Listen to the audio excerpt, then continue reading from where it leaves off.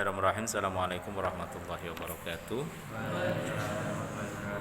Alhamdulillah wa syukurillah, salatu wassalamu ala rasulillah, la hawla wa la quwata illa billah. Allahumma sholli ala sayyidina Muhammad wa ala alihi wa ashabihi ajma'in. Rabbi israh li sadri wa yassir li amri wa hlul 'uqdatam min lisani yafqahu qawli. Nggak usah panik, nggak usah takut, nggak usah khawatir kalau hanya diuji sekarang saya bisa makan sekali, besok saya nggak tahu makan apa. Nggak usah panik. Selama Anda hidup, selama itu pula Allah menjamin kehidupan. Yang kita butuhkan apa? Sabar. Tok, wis. Karena kalau kemudian ini bisa, kita lulus namanya, ujian ini lulus, Allah naikkan lagi ujian itu, naik kelas ya. Kalau hanya masalah harta, kalau hanya masalah makan, itu sudah kecil sekali. Justru nanti yang berat adalah ujian di mana kenyamanan dan kesenangan itu ada. Itu berat, lebih berat ujian kenyamanan daripada ujian penderitaan. Karena penderitaan itu nyata dan kita bisa berbuat lebih baik setelah kita diuji. Kita bisa menjawab soal-soal duniawi ketika kita sudah diuji. Naik kelas, diuji dengan kelaparan karena mungkin kita pekerjaannya kurang profesional, macam-macam, kita buat kita profesional, kita buat kita disiplin, kita buat kita lebih kreatif, berarti selesai. Tapi nanti yang paling menakutkan adalah ujian kenyamanan ketika kita malah tidak ada masalah di dunia, ketika pekerjaannya mapan, ketika kita secara ekonominya bagus, gak ada masalah, gitu ya. Contohnya ini, Hermawan metu teko pondok, pengabdian sik setahun, pengabdiane nang pondoke lancar, pengabdiane lancar, dikuliahno karo makne, jurusan kedokteran lancar, lulus jadi dokter, ya toh?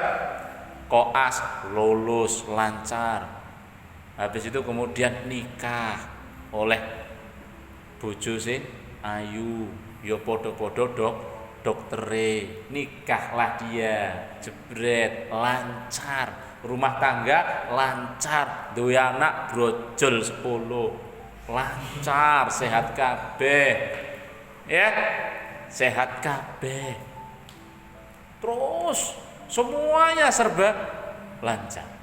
Hati-hati dengan ujian ini. Hati-hati dengan kemudian menghinggaplah dalam dirinya sombong atau riya. Bahkan mohon maaf, akan dipertemukan dengan orang-orang yang itu merupakan ujian. Ketemu sama namanya Rosid. Rosid itu di pondok hampir Rosid, pengabdian tercela. Lolos dari pengabdian, dia kemudian cari pekerja, nggak bisa-bisa. Badannya kurus kering, tinggal tulang belulang, rambutnya melu keriting, rupane iteng kumus-kumus, ya toh? Arep nikah orang sing gelem. Nikah ke si A gagal, si B gagal, si C gagal. Semua menilai Rosid dari apa? Dari segi materi. Arep dipakarin apa karo Rosid iki? Itu kata cewek-cewek yang mau dinikahi Rosid. Dilihat Hermawan dalam kehidupan yang nyaman, Hermawan melihat Rosid, kemudian di sini timbul benih-benih kesombongan dan riya. Sit makane tak dadi wong iku lho, aja nakal-nakal.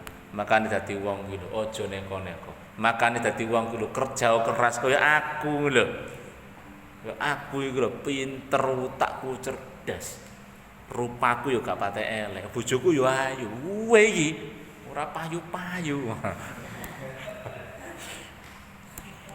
Jadi dirinya itu merasa lebih baik daripada orang lain. Padahal itu ujian.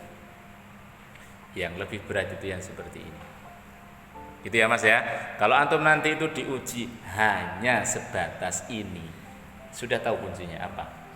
Sabar. Tapi kalau nanti ujian yang datang itu kenyamanan, yang lain rumah tangganya berantakan, kalian rumah tangganya oke saja, hati-hati. Hati-hati. Yang lain anaknya nggak sehat, anakmu nanti sehat. Hati-hati. Jangan sampai kemudian kita terjatuh kepada apa? Sombong. Karena nilai itu akan tidak ada dan itu sia-sia. Kenapa ada doa yang dinyanyikan Nisa Sabian yang terbaru? Namanya lagu apa? Sapu Jagat. Rabbana atina fid dunya hasanah wa fil akhirati hasanah wa qina adzabannar. Apa relevansinya doa ini? Fid dunya hasanah, kemudian kok ada wa fil akhirati hasanah. Jangan salah. Jangan hanya dimaknai seperti dunianya itu baik, akhiratnya ya baik, enggak. Pertanyaannya, dunia kenapa bisa baik? Itu karena apa? Karena semua yang kita lakukan di dunia ini bernilai ibadah. Pengertiannya seperti itu. Jadi doa sapu jagat itu bukan hanya kita Allah hidup enak, kaya gitu ya. Kaya, raya. Terus kemudian wafil akhirati hasanah, mati masuk surga. Enggak seperti itu. Kalau Anda punya harta, hartamu tidak membuat nilai akhirat, itu bukan fit dunya hasanah. Kalau nanti kalian punya istri, istrimu hanya cantik jelita saja, enggak solehah, itu bukan fit dunya hasanah. Kalau Anda punya kepintaran, punya kecerdasan dalam otakmu, pinter, tapi tidak mampu membuat kalian bisa baik, ya, bisa mengamalkannya. Semakin kesombongan semakin menunduk, kayak padi semakin berisi semakin menunduk. Itu gak hasanah.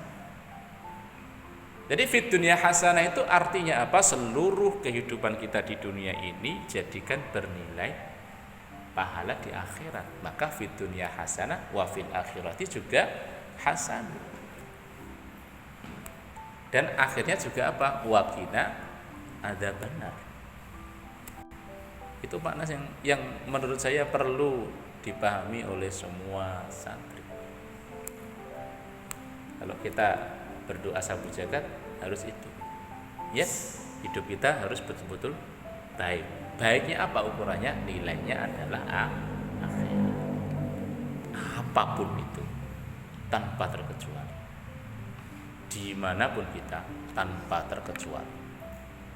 Quran ini harus ada manfaat akhirat. Jangan sampai kita baca Quran hanya karena terpaksa, hanya karena walaupun awal-awal tidak masalah, tapi selanjutnya ini harus fik. Ini penting, ngaji Quran itu lillahi ta'ala, limardhatillah.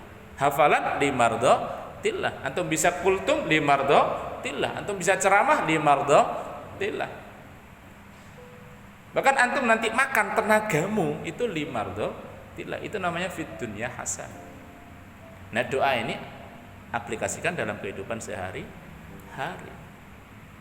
Sehingga betul-betul ada manfaat kita di dunia dan akan sangat bermanfaat baik wa fil akhirati hasanah, lalu wa qina adzabannar. Allahumma amin. Alhamdulillah, mudah-mudahan kita betul-betul bisa menerapkan doa sapu jagat. Gimana doanya? Rabbana atina fid dunya hasanah wa fil akhirati hasanah wa qina adzabannar. Alhamdulillahirabbil alamin. Wassalamualaikum warahmatullahi wabarakatuh.